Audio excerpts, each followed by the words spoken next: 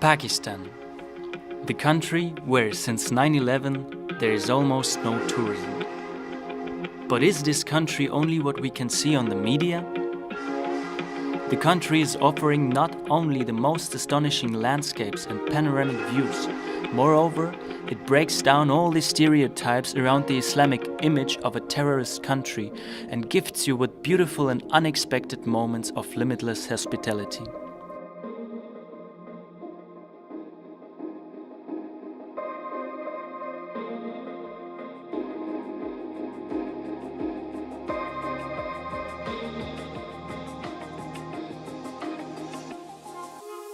This is the Young Traveler Club, and welcome to our very first video on this channel.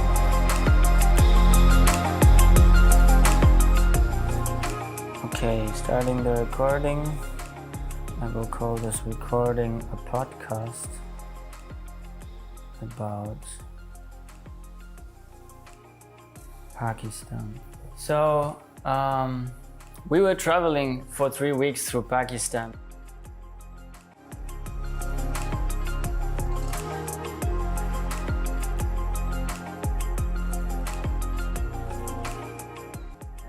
At this insane speed with our father, because he has a pretty intense traveling style, and we have been prepared to enter a country which is going to be very difficult and in many aspects in terms of religion, tourism, or also infrastructure or food and poverty. Also, we passed through the border, and it was actually pretty intense. We passed through 18 pass controls, but it was okay for such a border. We were expecting much more controls, and on the Pakistani side it was surprisingly more chill in terms of control, and we were especially very afraid because of our drone. We had most of the problems always with camera equipment was around the drone, so we had luck and they did not check our bags. And then we entered Lahore. Lahore was similar to any other Indian and chaotic big city, but something was different around the people, because maybe it's because of the religion, it's another religion, right? But the people are also more open to photography in Pakistan, and that's why we could capture such epic shots of so many portraits of people that are always kind and always say yes if you want to shoot a photograph of them.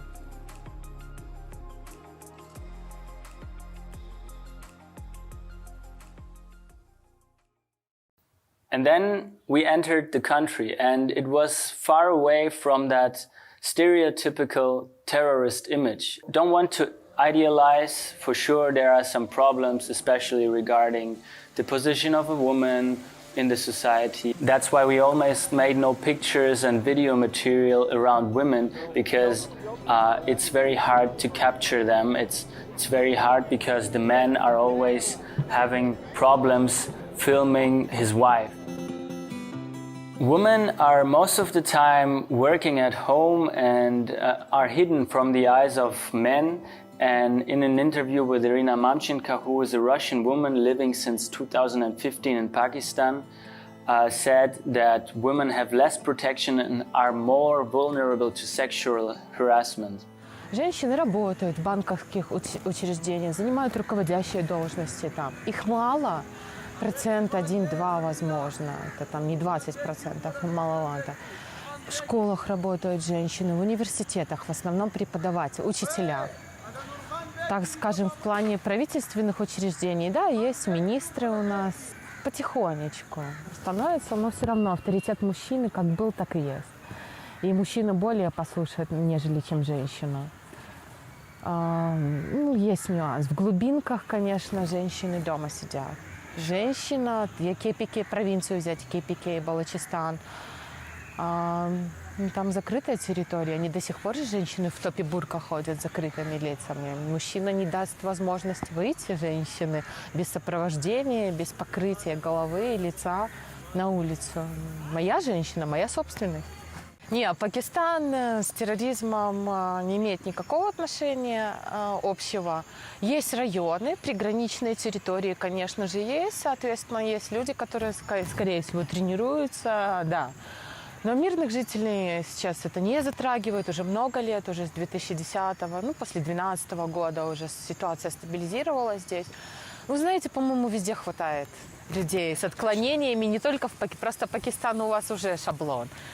Куда бы вы ни пошли, просто у вас это терроризмом не назовут. А если у нас рикша с газовым баллоном сейчас на базаре взорвется, то эта новость облетит весь шарик земной и скажет, у нас произошел теракт. Вот и все, потому что Пакистан. А на самом деле кто-то покурил в рикше. Образование можно получить только за деньги. Потому что у нас как таковой системы образования в Пакистане нет. Нет, централизованной нет, обязательной программы нет, читать, писать научат. Но есть школы частные, основанные на системе образования Великобритании либо Штатов. Европейская, либо американская. Вот, они уже дорогие. Университеты тоже на этой базе есть, private. И там в каждом университете своя система образования, своя, в каждом. И это плохо. Это мое субъективное мнение. Народ обращает внимание, это не стандарт, потому что я в защите полной езжу, а еще если видят волосы сзади, плюс еще иностранка, народ останавливается. Ну, конечно, приветливо относится, всегда welcome to Pakistan, спрашивают hello, how are you, where are you from? А мне за 7 лет эти вопросы каждый день уже, ой, как надоели. Ну, не стандарт. Traveling in Pakistan had many highlights. For example, the Karakoram Highway or the Nanga Parbat mountain. We captured some very nice drone shots of it.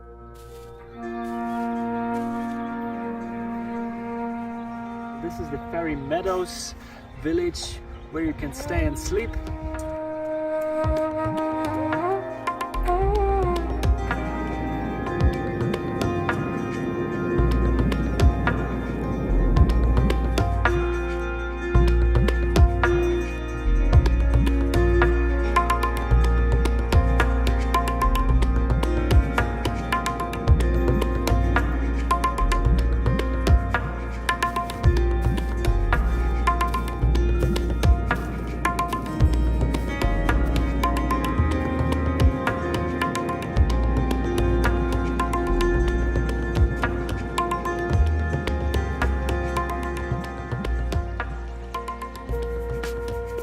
How is it?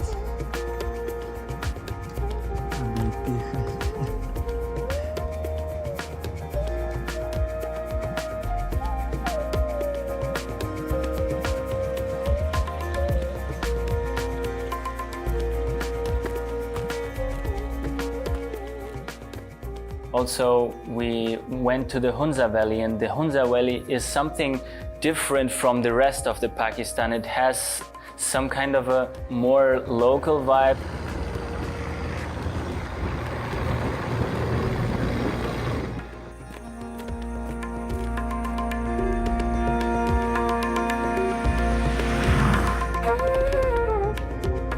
As a Pakistani, do you have, like, when you meet Indian people, is there tension? No.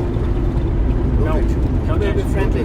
Because this is the policy of army, policies of agencies.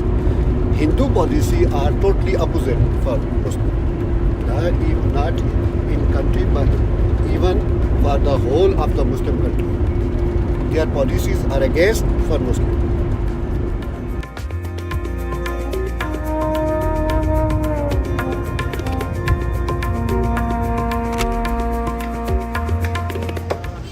Here you can see it's a real yak meat. So it's the wild cows here in Pakistan.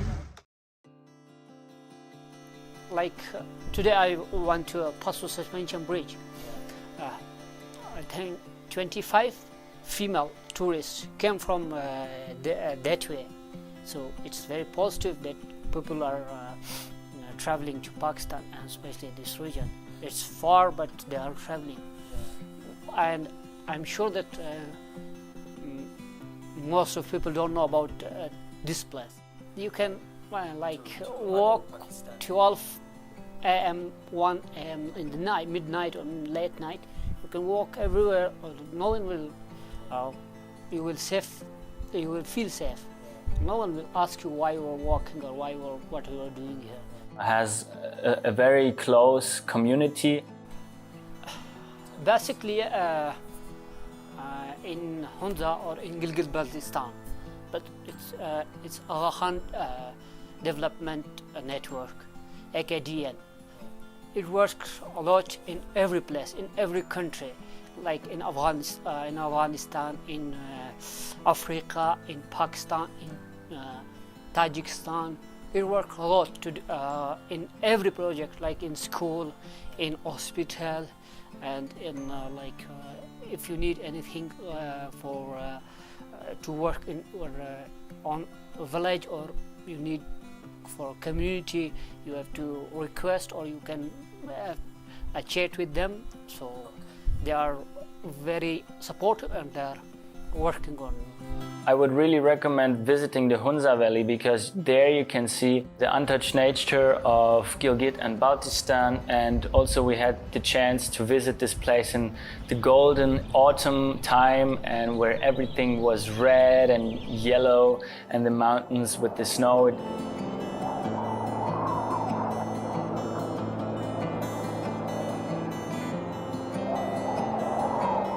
It's definitely worth visiting Pakistan in early or late spring and early autumn.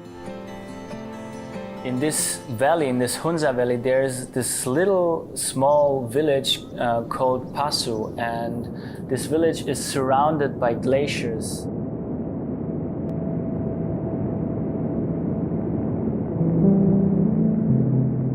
The Paso Peak is around 7,300 meters high, and here in the front you can see the glacier. It's much better for photography, even though the glacier is smaller than the other Batura glacier. But here you can see all the white ice and all the stones rolling down.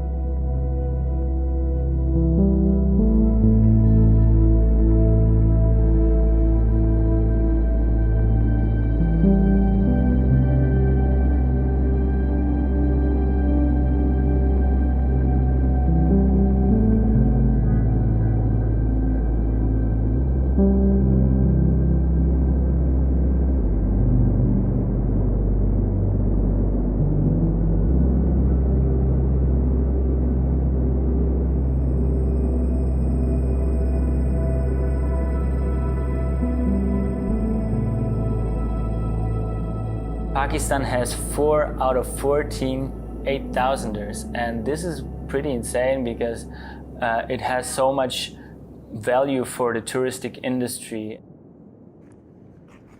Pasu, a mountainous village in Pakistan, very hipster's place.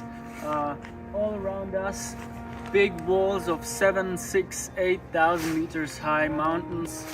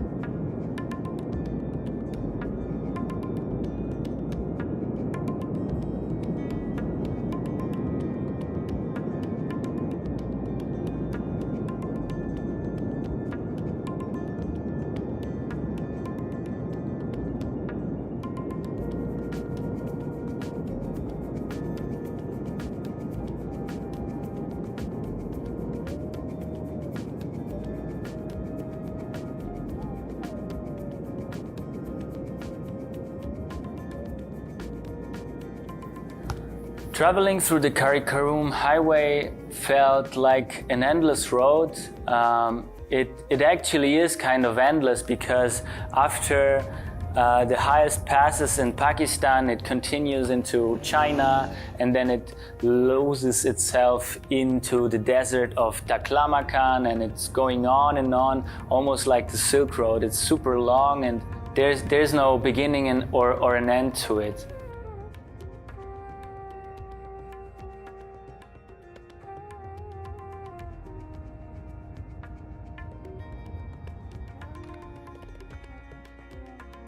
Karimabad is a very beautiful village along the Karakoram highway, and down below you can see the river, the Indus River, and a very high mountain named Rakaposhi, and it's almost 8,000 meters high, and it's almost usual.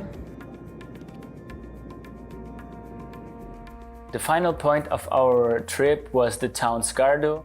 The village is known for mineral mining and crystals, and it has also a cold desert, which we did not manage to visit.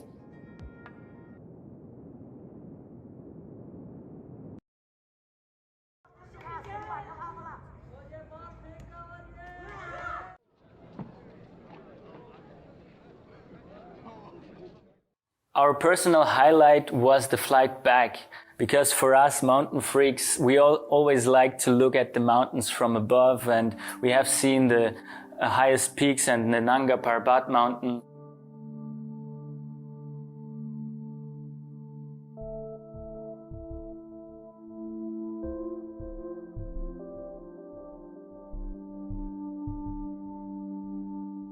We couldn't capture any insane pictures out of the plane, but trust me, it was worth the money for the flight.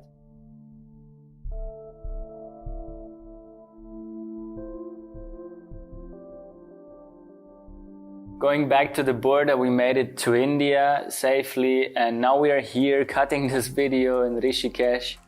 And so we have tried to show you the all-round image of northern Pakistan and give you some insights, what it's like traveling as a foreigner and living as a foreigner and living as a local also in this country. One thing is sure, it is one of the most underrated countries in the world.